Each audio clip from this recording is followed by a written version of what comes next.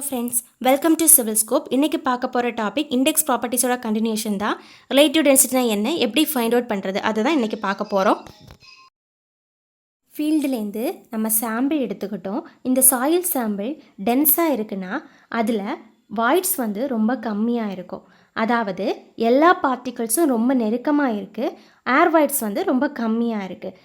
So இங்கே நம்ம heavy ஸ்ட்ரக்சரை ப்ளேஸ் பண்ணாலும் அந்த சாயில்னால் அந்த ஹெவி ஸ்ட்ரக்சரலோட தாங்க முடியும். அப்படியே செட்டில்மெண்ட் நடந்தாலுமே அங்கே ரொம்ப கம்மியான அளவு தான் செட்டில்மெண்ட் நடக்கும்.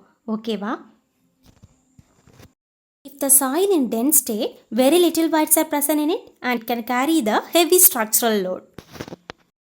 சாயில் லூஸ் ஸ்டேட்டில் இருக்குன்னா அங்கே அதிகமான ஏர் வாய்ட்ஸ் ப்ரெசண்டாக இருக்குது. ரெண்டு பார்ட்டிகிள்ஸுக்கு இடையில் நிறைய கேப் இருக்குது. அப்போது வாய்ட்ஸ் ரொம்ப அதிகமாக இருக்குது. இப்போ இந்த இடத்துல நம்ம ஒரு ஸ்ட்ரக்சரை ப்ளேஸ் பண்ணோன்னா கண்டிப்பாக அந்த ஸ்ட்ரக்சர் ஃபெயிலியர் தான் ஆகும். ஏன்னா ஸ்ட்ரக்சரல் லோடை நம்ம ப்ளேஸ் பண்ணும்போது அந்த சாயிலில் இருக்க பார்ட்டிகிள்ஸ் எல்லாமே அதோட கேப்பை ஃபில் பண்ணிவிட்டு ஒரு பெரிய கேப்பை அங்கே மேக் பண்ணுது. இதனால் ஸ்ட்ரக்சரல் செட்டில் ஆகலாம், இல்லைன்னா அதில் கிராக் விழுறதுக்கு சான்சஸ் இருக்குது.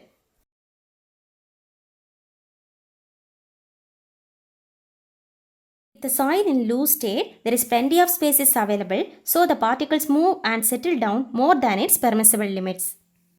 ஸ்ட்ரக்சரல் ஃபெயிலியரை ப்ரிவென்ட் பண்ணுறதுக்காக சாயிலோட டென்சிட்டிஸை ஃபைண்ட் அவுட் பண்ணுறது ரொம்பவே இம்பார்ட்டன்ட். இப்போது சாயிலோட டென்ஸ் ஆக்கணும்னா அங்கே காம்பேக்ஷன் ப்ராசஸ் பண்ணலாம். இப்போ டிகிரி ஆஃப் காம்பேக்ஷனில் ட்ரை யூனிட் வெயிட் நம்ம ஃபைண்ட் அவுட் பண்ணுவோம். இப்போ சாயிலோட ட்ரை யூனிட் வெயிட்டை இன்க்ரீஸ் பண்ணோன்னா ஸ்ட்ரென்த் ஆட்டோமேட்டிக்காக இன்க்ரீஸ் ஆகும், கம்ப்ரெசிபிலிட்டி அண்ட் பெர்மியபிலிட்டி லோ ஆகும். ஓகேவா?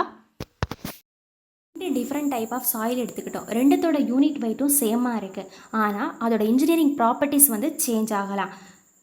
அப்படி இருக்கும்போது இந்த சாயில் கோஸாக இருந்துச்சுன்னா அந்த சாயிலோட டென்ஸ்னஸை ஃபைண்ட் அவுட் பண்ணுறதுக்கு நாம் ஒரு மெத்தட் யூஸ் பண்ணுறோம். அதுதான் relative density or density index. இதை யூஸ் பண்ணி நம்ம கோஸ் கிரைன் சாயிலோட டென்சிட்டியை ஃபைண்ட் அவுட் பண்ணிக்கலாம். The properties which are used to identification and classification of soil is called index properties. Index ப்ராப்பர்ட்டிஸில் என்னென்ன மெத்தட்ஸ் இருக்குன்னு நம்ம ஆல்ரெடி பார்த்துட்டோம். Specific gravity, water content, particle size distribution, relative density and consistency index. Relative density எந்த சாயிலுக்கு சூட்டபிள்னா coarse grain soil, that is cohesion less soil. Cohesion less சாயில்னா என்ன? அந்த பார்ட்டிகல்ஸ் எல்லாமே ஒன்றோட ஒன்றா ஒட்டி இருக்காது. ஓகேவா? இந்த relative density is the most important property for cohesion less soil. Example gravel and sand. Relative density is also called as density index. இதை எப்படி டினோட் பண்ணுறோன்னா dr இல்லைனா ஐடின்னு டினோட் பண்ணுறோம். ஐடி எதை மென்ஷன் பண்ணுது? Degree of denseness or looseness of coarse grain soil. நம்ம density index எதுக்கு பண்ணுவோம்? கோஸ் கிரைன் சாயிலுக்கு தான் பண்ணுவோம். So ID is the looseness or denseness of coarse grain soil. இப்போது மேத்தமெட்டிக்கலாக டென்சிட்டி இண்டெக்ஸை எப்படி ஃபைண்ட் அவுட் பண்ணுறதுன்னு பார்க்கலாம். ID, that is degree of denseness of the soil, which is equal to E max minus E natural divided by E max minus E minimum into 100. Here E natural is the voids ratio of the soil in field condition. ஃபீல்டில் இருக்க சாயிலுக்கு எவ்வளோ void ratio இருக்குது, அதுதான் E natural. ஓகேவா? E எப்படி find out பண்ணுவோம்? Volume of voids divided by volume of soil. இப்போ E மேக்ஸ்னால் என்னென்னா சாயில் லூஸ் கண்டிஷனில் இருக்கும்போது அதோட வாய்ட் ரேஷியோ எப்படி இருக்கும்? சாயில் லூஸாக இருந்துச்சுன்னா வாய்ட்ஸ் அதிகமாக இருக்குது, வால்யூம் ஆஃப் வாய்ட்ஸ் அதிகமாக இருக்குது, அப்போது வாய்ட் ரேஷியோவும் அதிகமாக இருக்கும். ஓகேவா? That is E max. E மினிமம்னா minimum void ratio of the soil at dense condition. Soil நல்ல டென்ஸாக இருந்துச்சுன்னா அங்கே வால்யூம் ஆஃப் வாய்ட்ஸ் கம்மியாக இருக்குது, ஸோ வாய்ட் ரேஷியோவும் கம்மியாகும். E minimum is the minimum void ratio of the soil at dense condition.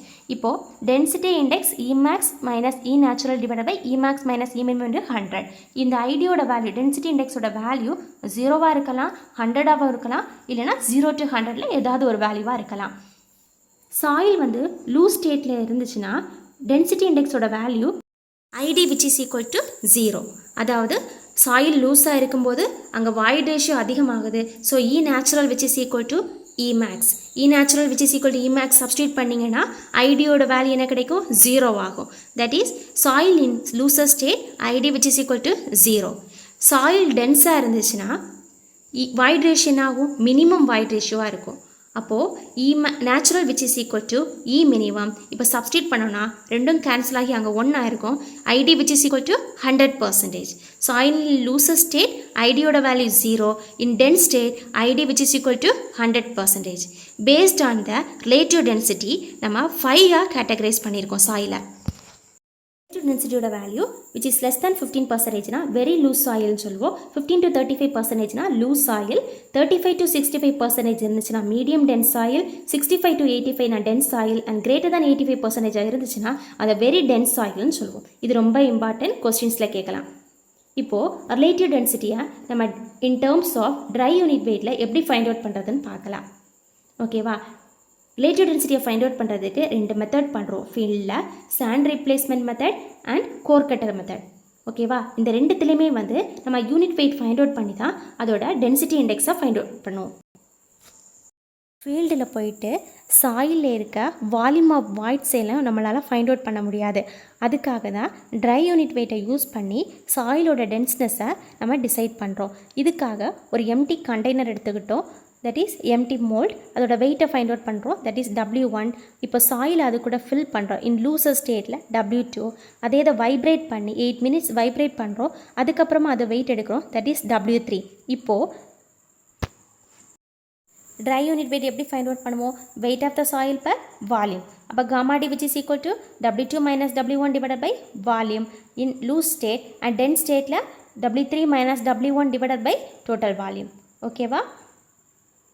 இப்போது ட்ரை யூனிட் வெயிட் வச்சு டென்சிட்டி இண்டெக்ஸ் எப்படி ஃபைண்ட் அவுட் பண்ணுறதுன்னு பார்க்கலாம்.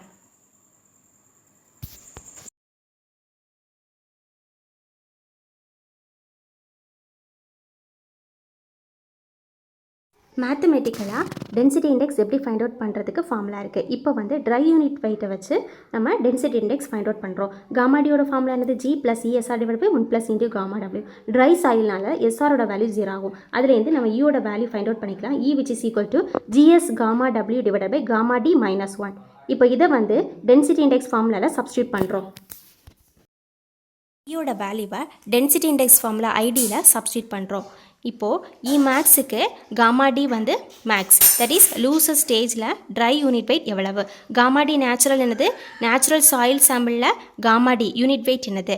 gamma D மினிமம்ங்கிறது இன் டென்ஸ் ஸ்டேஜில் சாயிலோட ட்ரை யூனிட் வெயிட் எவ்வளவு? அதை தான் நம்ம இந்த ஃபுல் ஃபார்முலாலேயே சப்ஸ்டியூட் பண்ணிக்கிட்டோம். சப்ஸ்டியூட் பண்ணிவிட்டு ஐடியோட வேல்யூ நம்மளுக்கு ஃபைண்ட் அவுட் பண்ணிக்கிறோம். ஓகேவா? இந்த மாதிரி தான் நம்ம ஃபீல்டில் வந்து டென்சிட்டி இண்டெக்ஸ் ஃபைண்ட் அவுட் பண்ணுவோம்.